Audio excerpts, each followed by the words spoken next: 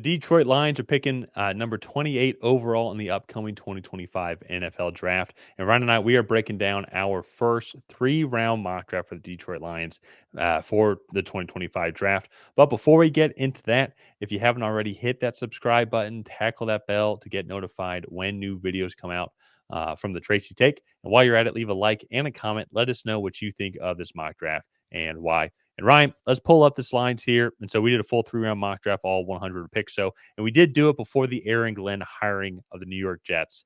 Just want to make that clear. So we will talk about their compensatory pick and some players that will be available towards the very end of the 3rd round at the end of the video. But here we did have them go with Mykel Williams, edge rusher out of Georgia. Felt that they would be that he'd be a good complement to Aidan Hutchinson. But I also think too, if you're the Lions, I feel like there's so many different ways you could go, and there's not really a wrong way you could go. If you wanted to try and get another skill position player, if you wanted to beef up the interior of both the offensive and defensive line, we'll talk about that here in a second. If you want to address secondary again, it's kind of hard to evaluate where the true needs are. I think for this Lions team, especially the defense, just because of all of the massive injuries that they had, and so. And Yeah. with that being said, it'd be like with all the issues with the defensive line, like with Aidan Hutchinson breaking his leg, Aleem McNeil tearing his ACL. Uh, it's like, what is their recovery going to be like? Even though it seems like Aidan Hutchinson should be perfectly fine coming back. Aleem McNeil, what's his recovery going to be like? So that I think is going to play an effect when it comes to the overall status. And so that's why I feel like to me, where some of the top talents at, it feel like edge rusher might be the route they end up going, but I could see them going in any different direction and me being perfectly fine Mhm. with it.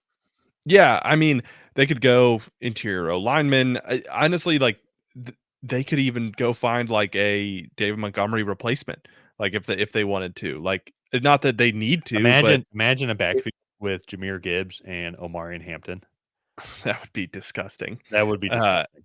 and so, realistically, I know like Lions fans probably don't want to see that because David Montgomery is a really good running back, but longevity at that position is not good. And I think you go look at like what some of the backs in this class could do. You could get a really good value here. You could get a Caleb Johnson and Omarion Hampton here at 28. So the one thing, the pass rush is going to be, I think, a hole that needs to be filled across from Aidan Hutchinson. They did trade for Zadarius Smith, but I think if you can add another pass rusher to that rotation, not only will that free up Aidan Hutchinson even more, but if you can add another body in on that rotation, I think it'll keep all those guys fresher and they will perform better. So I do expect one of these first 2 picks to be an edge rusher. Mykel Williams falls to you here, so why not go and get a not as productive but really freaky and very talented edge rusher here out of Georgia. So Yeah. they could go Siobhan Ravel, who's kind of like the Mykel Williams of corners right now. Um, Donovan Jackson is a really intriguing offensive lineman. I think that would be interesting.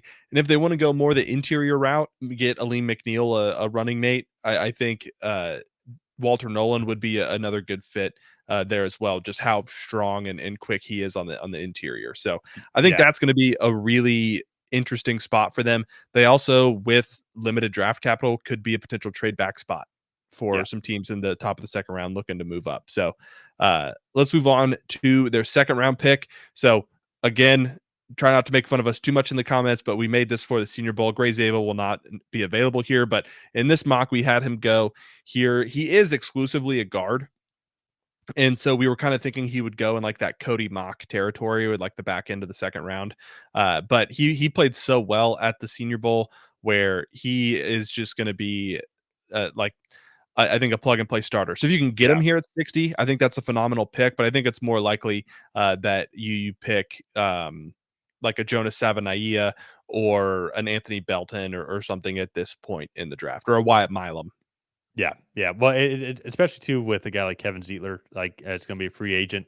You absolutely could re-sign him. The Lions, I believe, do have the cap space. Yeah, they have 46 million as of right now, according to over the cap in cap space. So if they want to re-sign him, they absolutely can. But a guy like Gary Zabel, It's neat to see someone become a millionaire kind of overnight, and that's what we saw with the Senior Bowl because he made himself so much money just with his overall performance. And so I was even going to say it's very possible the Lions could take him at 28 with their Yeah. first round pick, as well as that's a route that they want to end up going. And so, but once again, kind of going back to that main point though, is like I don't really think there's a wrong pick here for Detroit if they were wanting to add on some more receiver talent. This is exactly where Yeah. a lot of receivers went, and I'm actually just realizing that there were 2 receivers before and after this selection here. So it's Yeah. like I think Savion Williams I think would be great. I think a guy like Ty Felton, I think he would be Oh, uh, sorry. great compliment overall to what like the speed of James Williams, and then obviously then like the slot shiftiness of Amon-Ra St. Brown.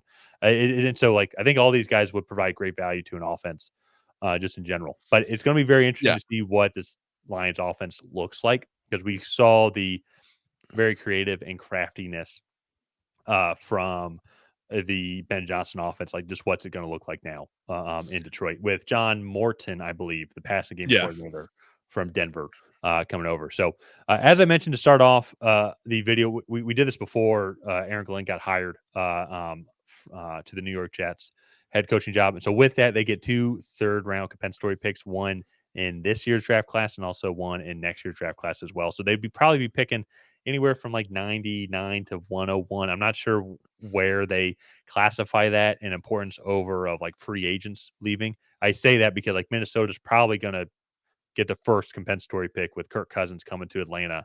And that Yeah. really worked out for the Falcons, but it's going to work out well for the Vikings.